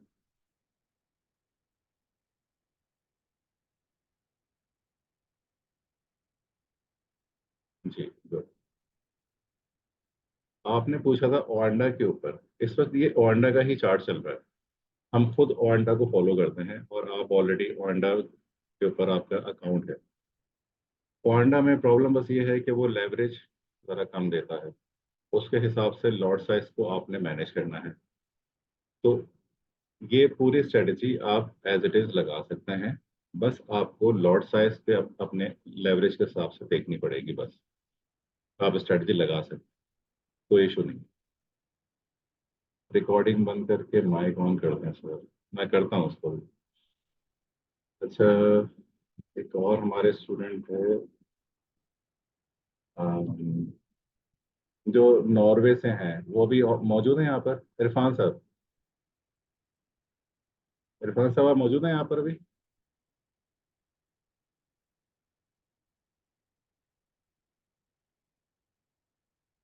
आई थिंक सो कि नहीं है। उन्होंने कुछ स्ट्रेटजीज मुझे दी थी, क्या आप उनका फीडबैक दे दिएगा? कुछ स्ट्रेटजीज के फीडबैक लेना चाहते हैं तो मैं इसी लाइव सेशन में ही लूंगा, क्योंकि उससे दूसरों को भी फायदा होता है, तो मैं इसी को रिकॉर्डिंग में ही रखूंगा। बट पहले मुझे बता दें कि इस टॉपिक के हवाले से जो मैंने अभी बताया है आप लोगों को, इसमें कोई सवाल है तो पहले ये चीज़ क्लियर कर दें, तो फिर मैं आगे इसको कंटिन्यू करता हूँ। ताकि अगर इक्विटी प्रोटेक्शन, प्रॉफिट प्रोटेक्शन और ऑटो कंपाउंडिंग के लिहाज से अगर कोई अभी भी सवाल है तो मुझे वो बताएं। Everything is clear. और किसी का कोई सवाल है इसमें? अलर्ट लगाना सिखा दें जो MT5 पे ऑर्डर भेजते हैं।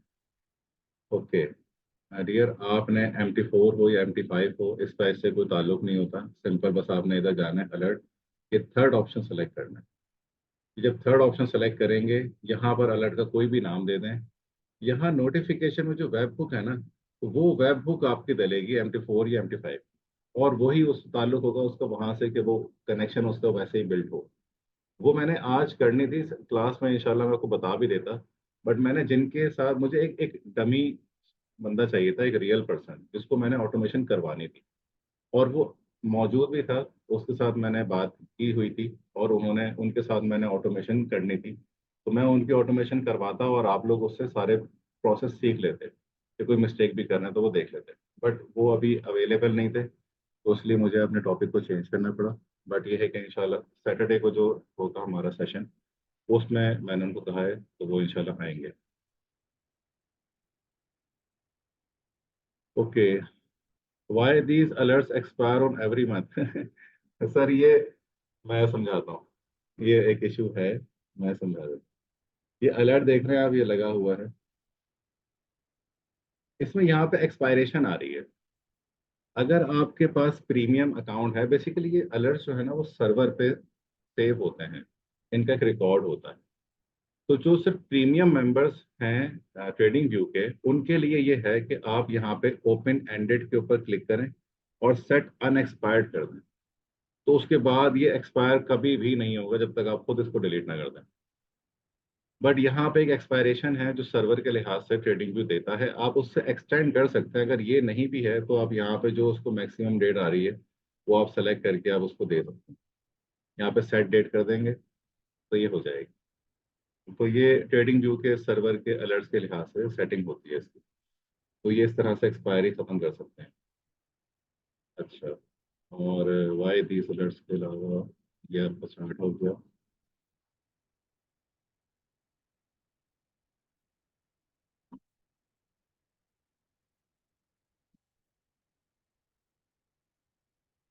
अच्छा नदीम साहब, चार सर चार्ट, 4 चार्ट पे स्ट्रेटजीज चल रही हैं, सबका सिग्नल अलर्ट आ गया है, लेकिन मैं चाहता हूँ कि सिर्फ एक ही ट्रेड लगे मेरे अकाउंट पे एक टाइम पे। अच्छा, 4 स्ट्रैटेजीज नदीम साहब, मैं जो समझा हूँ जरा मुझे क्लियर कीजिएगा। 1 मिनट होल्ड कीजिएगा जरा।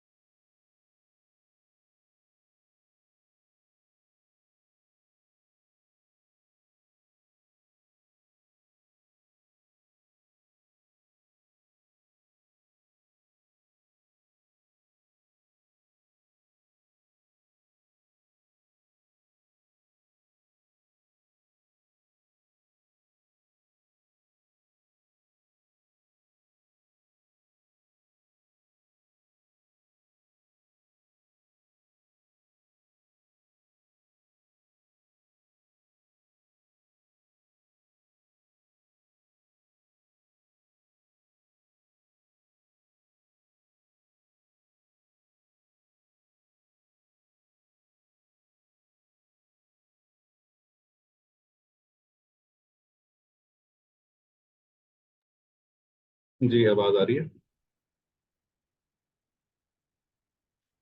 Okay, I got premium account, I will do it update.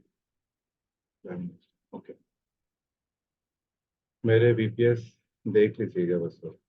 मैं इस सेशन के बाद आपसे बात करता हूँ। इसी सेशन के एंड में ही आप कनेक्ट रहिएगा, मैं आपको करूँगा। रिकॉर्डिंग खत्म हो जाए ना, उसके बाद करते हैं।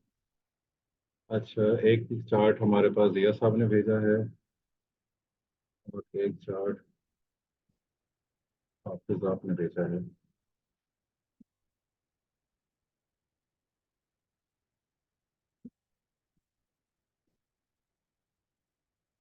यस सर, मैं मेरे पास दिया होगा। अच्छा नदीम साहब अभी लाइन पर हैं? नदीम साहब बिल्कुल मौजूद हैं। नदीम साहब, आपका सवाल है कि 4 चार्ट्स पे स्ट्रेटजीज चल रही हैं, सबके सिग्नल आ गए हैं, लेकिन मैं चाहता हूँ कि सिर्फ एक ही ट्रेड लगे मेरे अकाउंट पे एक टाइम पर। अच्छा, यानी कि 4 गोल्ड की एक गोल्ड की 4 स्ट्रेटजीज लगाई हुई हैं आपने। आप चाहते हैं कि एक वक्त में एक ही लगे, ये कहना चाह रहे हैं आप?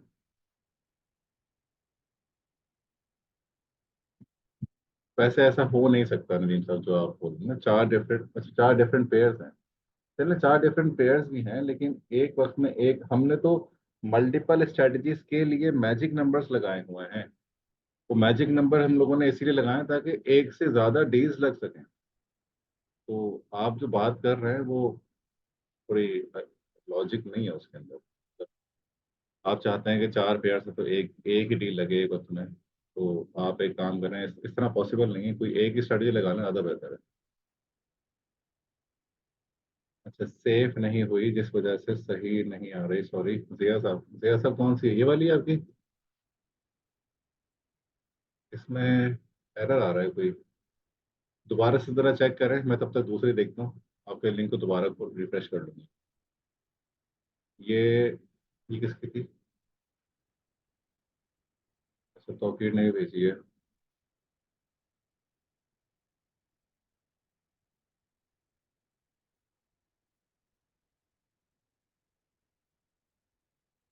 अच्छा, ये जिसकी है, ये अभी मैं चार्ट पे नहीं देख रहा, मैं वैसे ही डायरेक्ट बता रहा हूँ पहले।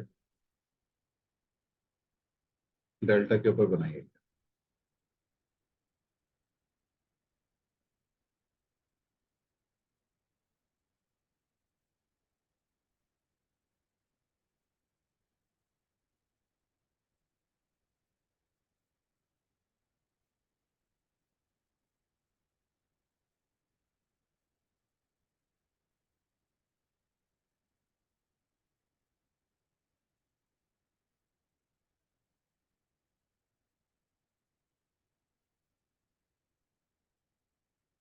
ये तब तक जरा खुल रहा है, मुझे 1 मिनट दीजिए।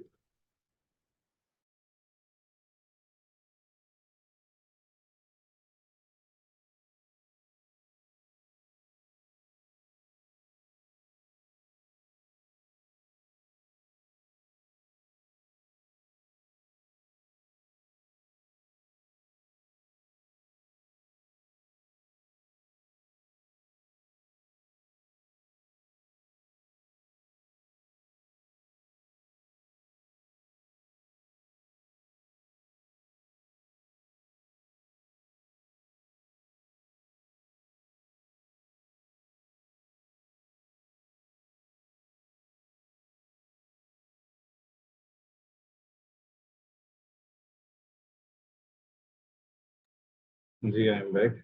और सबसे पहले हम ये स्टडी चेक कर लेते हैं।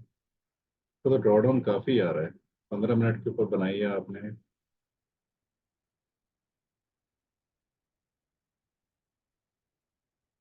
गोल्ड को आपने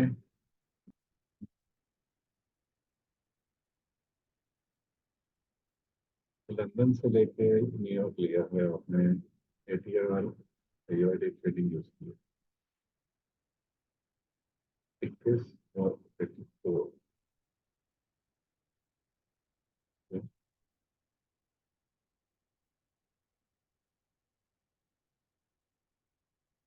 कंडीशन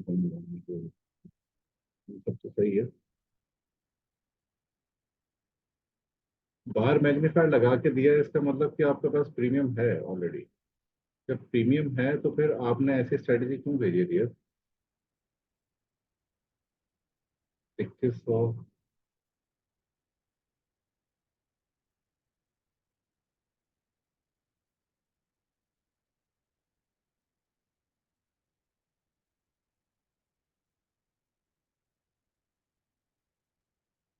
तो टीपी के साथ ही 78 आ रही है। 85 तक पहुंची हो या 83 तक हो, कुछ समझ में आती है। 85 से जितनी अबव होती है उतनी अच्छी होती है, तो अभी 78 पर है इसमें। ये किसने बनाई है ये? सेव नहीं, और वही शो हो रही है, ये सही नहीं है। भैया साहब आपकी है ये?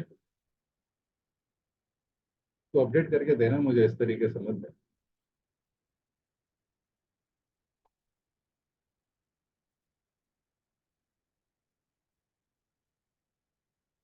और ये वाली अपडेट हो गई है जिसकी भी है?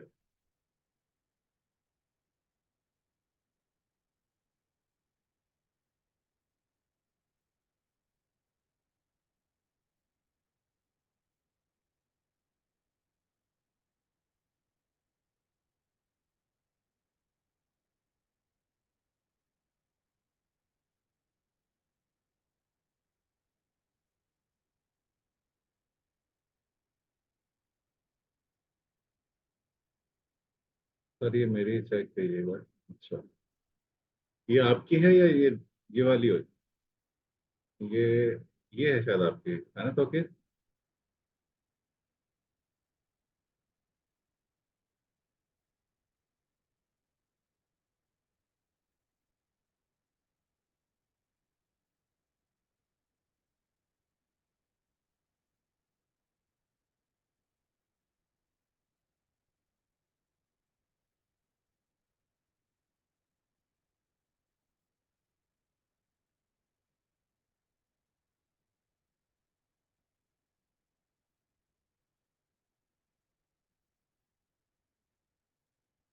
अच्छा, ये वही 3 यूज किए हैं जो पहले से ही थे, स्कैल्पिंग वाली। ठीक है।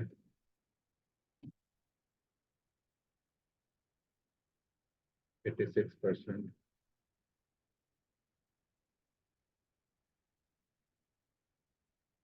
सेशन लगाया है।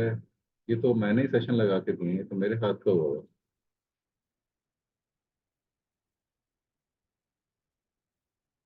तो सारी मेरी सेटिंग है।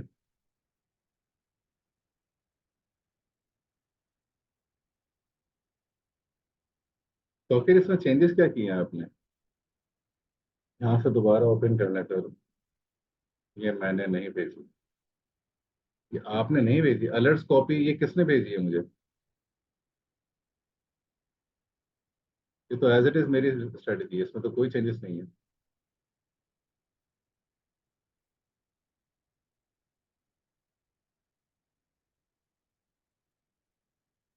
ये बीटीसी की किसने भेजी है?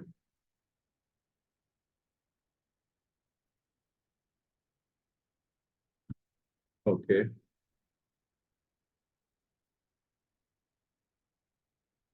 ये क्या मजा आ गया यार।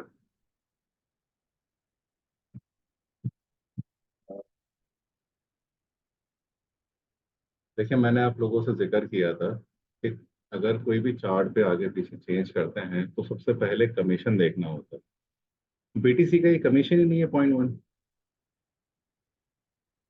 अब मैं इसकी अभी असल कमीशन डालूंगा ना, पीछे से नीचे से सब लाल हो जाएगा। मुझे ये बीटीसी पे जिसने ये बनाई है ना, ये मुझसे पर्सनल रब्ता कीजिएगा, मैं उनको समझाऊँ। बाकी ये जो है, ये उन्होंने सही नहीं बनाई है। ये मैं ओपन रख रहा हूँ अपने पास। आप मुझसे पर्सनल रब्ता कीजिएगा, मैं समझाता हूँ। ये तो गोल्ड स्कैल्पिंग की है। और किसका चार्ट है मुझे बताएं। हाफिज साहब आपने सेट कर लिया है, मैं इसको चेक करता हूँ।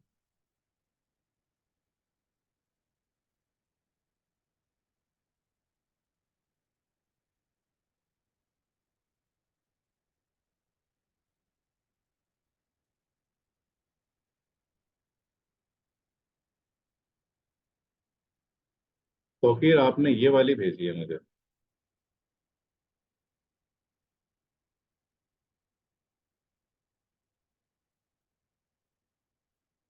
ये फुटप्रिंट वाली है।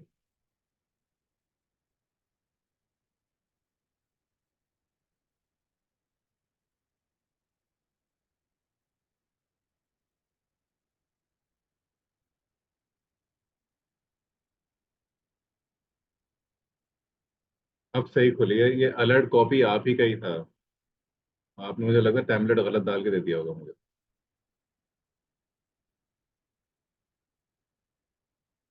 अच्छा, और एक ये स्ट्रेटेजी है।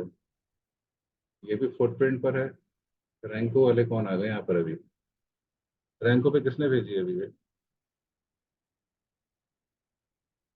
जिया ने भेजी है। फुटप्रिंट वाली मेरी है, रैंको वाली मेरी। ओके। अभी रैंको पढ़ाया नहीं है मैंने, क्लास में डिस्कस करूंगा मैंने, बाकी सारे परेशान हो जाएंगे।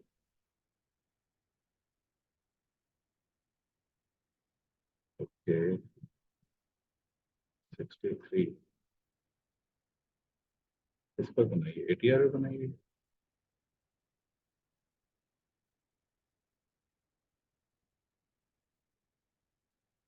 डिस्टेंस सेलिंग यूज की है आपने, जिसमें आपने 50 का ट्रिगर करवाया और 50 इसका स्टॉप लॉस रखा हुआ। आपने मेरा 6 सेशन नहीं देखा था डियर?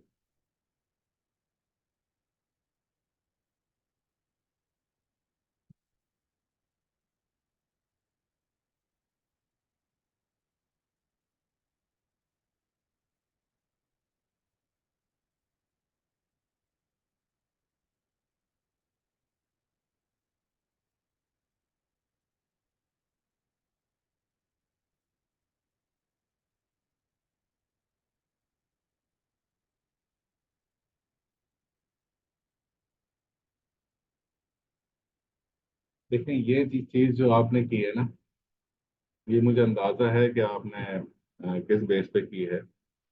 लेकिन इसके पीछे क्या हो रहा है, ये पहले मैं भी ना, जब मैं फर्स्ट टाइम ये यूज कर रहा था बॉट, तो मैं भी इस टाइप की चीज करने लगा था। लेकिन मुझे बाद में सर ताहिर ने ये इंटरप्ट किया था कि आप ये जो कर रहे हैं, इसको, ये सही नहीं है। उसकी वजह यह है कि आप सिर्फ वो ट्रेड्स पकड़ रहे हैं इस टाइम से जिसमें प्रॉफिट हुआ है, जिसमें लॉस हुआ है वो आप खत्म कर रहे हैं। आपको एक प्रॉपर सेशन लेना है। इसको बारी बारी अगर आप सेलेक्ट कर भी रहे हैं, सिर्फ ये देखने के लिए कि वॉलेटिलिटी कहाँ बैठ रही है मार्केट की, और ये स्ट्रेटेजी कहाँ जाके ज्यादा बेहतर चल रही है, तो उसके लिहाज से आप देख सकते हैं। जैसे कि आप देखें तो चेक्स ज्यादा लगे हुए हैं, तो यानी कि ये जब वॉलेटिलिटी कम है तो सब कुछ बेहतर चल रही है। लेकिन जब वॉलेटिलिटी आ रही है तो उस टाइम पर ये सही नहीं चल रही। लेकिन इस तरह की जो आपने की है ना, ये ओवर फिटिंग कहलाती है। ये ओवर फिटिंग मत कीजिएगा प्लीज। तो ये स्ट्रेटजी सही नहीं है। पर हाँ, 24 आवर पे मैं कर लेता हूँ चेक इसको। इस टाइप की चीज आपने तो के साथ पहले भी की थी, मैंने आपसे जिक्र किया था, इसको मेल फंक्शनिंग कहते हैं, इसको मत कीजिएगा। अच्छा, 24 घंटे पर भी पार मैग्नीफायर पे 0.1, नॉट बैड यार। बट इसको देखना होगा। Entry approach, do nothing, inverse mode on किया हुआ है, 5 पिप पर है। इसको डायरेक्ट 50 पिप पे ट्रिगर करवा रहे हो और 50 पिप पे इसको एसएल दिया हुआ है।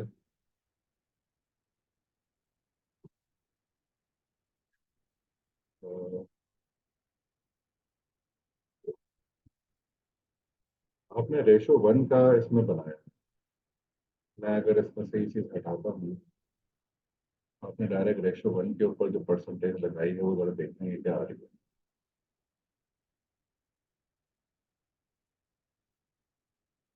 रेशो 1 पे 56, बट ऑल ओवर टीपी के लिहाज से भी इसका रिजल्ट बेहतर है। ड्रॉडाउन बढ़ा हुआ है बट बेहतर है। तो साहब मुझे काफी अच्छी लगी आपने, मतलब एक जो मेरा कॉन्सेप्ट था जिस लिहाज से मैंने आप लोगों को समझाया था, आपने उससे थोड़ी सी हटके चीज बनाई है, लेकिन अच्छी बना दी। मैं अप्रिशिएट करता हूँ इस चीज़ को। बट इसमें थोड़ा सा जो मसला मैंने फील किया है वो ये है कि एक तो आपने बार मैग्नीफायर नहीं लगाया हुआ, वो बहुत ज़रूरी है। वो खैर वो मुझे पता है कि आपके पास ये चीज़ नहीं थी, लेकिन आपके पास प्रीमियम पैकेज भी नहीं था। उस प्रीमियम पैकेज के बगैर आपने इतना बड़ा स्टेप लिया है और ये स्ट्रेटजी आपने बना ली है। लेकिन ये अच्छी बन गई है लिहाज। अगर आप इस चीज को खत्म करते हैं, इसको 24 आवर लेते हैं, या फिर अगर आपको ट्रेडिंग ले भी रहे हैं तो ट्रेडिंग आवर्स को तरीके का सिलेक्ट कर लें इसके अंदर। प्रीमियम हो तो इससे भी अच्छी बन सकती थी। बिल्कुल बिल्कुल, मैं अप्रिशिएट करता हूँ, आपने काफी अच्छी बनाई है। मुझे काफी अच्छा लगा देख कर के आपने एक मेहनत की है और उसको बहुत अच्छे तरीके से आपने फुलफिल किया है। और प्रीमियम के बगैर बनाई है, ये तो हैरत अंगेज चीज है। बाहर मैग्नीफायर के बगैर और किसी के बगैर आपने बना ली। तो इसमें मुझे किसी भी किस्म की कोई भी ऐसी चीज़ नज़र नहीं आई जो मैं कहूँ कि ये इलॉजिकल बन रही है या ये रिजल्ट जो है वो अनरियलिस्टिक हो रहे हैं। ऐसी कोई भी पैरामीटर मुझे अभी तक नहीं दिखा है। हर चीज़ ओके है। लेकिन लेकिन इसका परसेंटेज कम है, इसके एसएल हिट हो रहे हैं। लेकिन ड्रॉडाउन फिर भी देखा जाए तो कम है, क्योंकि आपने 1:1 का इसका टीपीएसएल रखा हुआ है और उसको ट्रेलिंग भी डाल दी है साथ में, तो ट्रेलिंग से ये थोड़ा सा और बेहतर ऊपर जा रहा है अपने लिहाज से। तो इसकी परफॉर्मेंस अगर देखते हैं हम लोग, परफॉर्मेंस को नहीं दिखा रहा।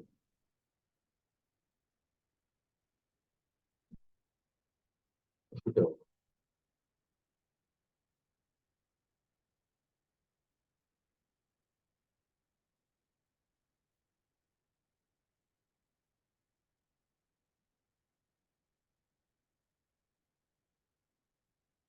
जब कभी ये प्रॉब्लम कर जाए तो किसी भी बॉक्स को ना चेक लगा के अनचेक करना है, तो ये लोडिंग स्टार्ट कर देता है, तो ये खुद ही सही हो जाता है। अच्छा, परफॉर्मेंस समरी में दिखा रहा था आपको। इसमें आप देख सकते हैं कि 18,000 इसने प्रॉफिट किया है, इसमें से 14,000 इसने लॉस किया है, तब जाके ये बना है। तो ये चीज भी जहन में रखिएगा। इसमें 350 अगर विनिंग ट्रेड है ना, 266 लूजिंग ट्रेड है। यहाँ पे आप देखें, प्रॉफिट लॉस साथ साथ चल रहा है। तो आपने इस चीज को से फिर बॉदर नहीं करना है, परेशान नहीं होना है।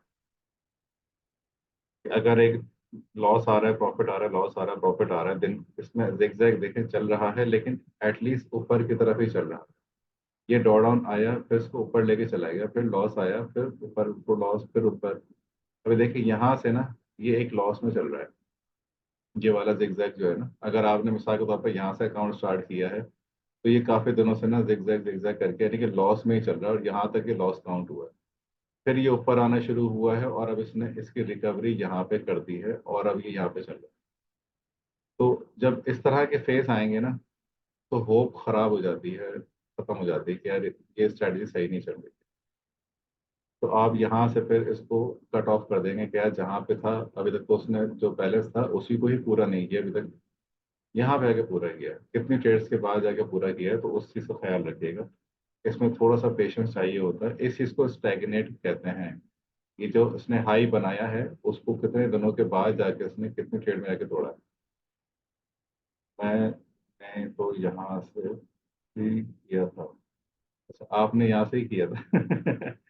ये होता है, अक्सर इंसान ये सोच रहा होता है कि मैंने मैंने जब जब से स्टार्ट किया स्ट्रैटेजी, तब से मुझे लॉस दे रही है। उसके बाद जाके प्रॉफिट देना शुरू करती है, और तब तक वो होप खत्म हो चुकी होती है, स्ट्रैटेजी खत्म हो चुकी होती है, जबकि वो बाद में प्रॉफिट देना शुरू कर देती है। तो कोई भी स्ट्रैटेजी अगर आप लगाएं, तो उसको प्ले होने दें कुछ टाइम तक के लिए, ताकि उसकी असल शक्ल समझ में तो आए। बेशक उसको छोटी लॉट साइज पे कुछ टाइम के लिए प्ले होने दें। मैंने कल बंद कर दी थी इधर।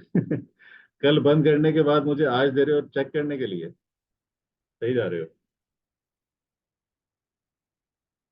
अच्छा, ये वाली। अच्छा, रैंको की जो थी। यार ये जिया साहब, ये मत चेक करवाओ मुझसे अभी राइट ना। बच्चे बैठे हैं, डर जाएंगे। मैं सरसरी तौर पे इसको चेक कर रहा हूँ, मैं इसको समझाऊंगा नहीं, मैं फिर कह रहा हूँ। ये क्या है, कमीशन नहीं है इसके अंदर? सर जी, आपने कमीशन सही सही डाला हुआ, स्लिपेज भी आपने गलत डाली हुई है। मैं इसके बारे में मजीद डिटेल में बात नहीं कर रहा। मैं इंशाल्लाह इसका लेक्चर दूंगा ना जब, तो मैं डिटेल में बात करूँ। तो इसका बॉक्स साइज बहुत ज़्यादा है मेरे हिसाब से। बॉक्स साइज नहीं तो गोल्ड के हिसाब से सही है ना, मसला नहीं है। एक डॉलर तक तो रख सकते हैं इसको। एनीवे, मैं इसको अभी ख़त्म कर रहा हूँ, और मज़ीद कोई चार्ट है जो आप दिखाना चाहते हैं? मैं फिर रिकॉर्डिंग बंद कर रहा हूँ, और इसके अलावा फिर जो सिर्फ मसले हैं जिनके, मैं उनके लिए बैठूंगा। ओके। तो मैं यहाँ पे रिकॉर्डिंग क्लोज कर रहा हूँ। इंशाल्लाह सैटरडे को नाइट में हम लोग सेशन लेंगे नेक्स्ट, और उसमें मैं इंशाल्लाह ऑटोमेशन को क्लियर करूँगा। तकरीबन बोर्ड का मैं अगर एक ओवरव्यू लूँ, तो मैंने अप्रोक्सीमेटली हर एक चीज़ को तकरीबन कवर कर दिया है। इन्वर्स मोड आप लोगों को ऑलरेडी पता है, इक्विटी प्रोटेक्शन का आज मैंने बता दिया है, बैक टेस्ट का इस्तेमाल मैंने बता दिया है, यहाँ पे ट्रेडिंग डेज डेज का इस्तेमाल मैंने समझा दिया है, कॉन्ट्रैक्ट साइज के बारे में मैंने क्लियर कर दिया है, ऑटो कंपाउंडिंग का मैंने आज समझा दिया है, ट्रेड डायरेक्शन का भी मैंने बताया हुआ है आपको, पैरामेडिंग का बताया हुआ है, ऑन ऑफ द सिग्नल का बता दिया है, एग्जीक्यूशन लॉजिक का भी मैंने क्लियर किया हुआ है। ये वाला जो पूरा हिस्सा है जो स्कैल्पिंग के लिए यूज होता है, ये वाला हिस्सा भी मैंने आप लोगों को समझाया हुआ है। जो एटीआर बेस है, वो ये हिस्सा है, ये भी मैंने क्लियर किया हुआ है आप लोगों को। इस वक्त ये कमीशन के हवाले से भी ये चीज़ें भी क्लियर हैं, ये चीज़ें भी क्लियर हैं, तकरीबन मैं आपको बोर्ड की हर चीज़ समझा चुका हूँ, सिवाय एक मैजिक मार्टिंगल के। ऑटोमेशन के हवाले से मेरा जो होगा सेशन, उसमें मैं आप लोगों को मजीद यहाँ पे जो ऑटोमेशन होनी है उसके बारे में भी इंशाल्लाह आपको बताऊंगा डिटेल में। तो अभी इस सेशन को यहीं पर ही ख़त्म करते हैं। इस सेशन के हवाले से किसी भी किस्म का कोई सवाल है, तो आप मुझसे व्हाट्सएप पर रब्ता कर सकते हैं, और अगर आप स्पॉट को परचेज करना चाहते हैं तो डायरेक्टली मुझसे रब्ता कर सकते हैं। इंशाल्लाह हम लोग नेक्स्ट सेशन में मिलते हैं, तब तक के लिए अल्लाह हाफिज़।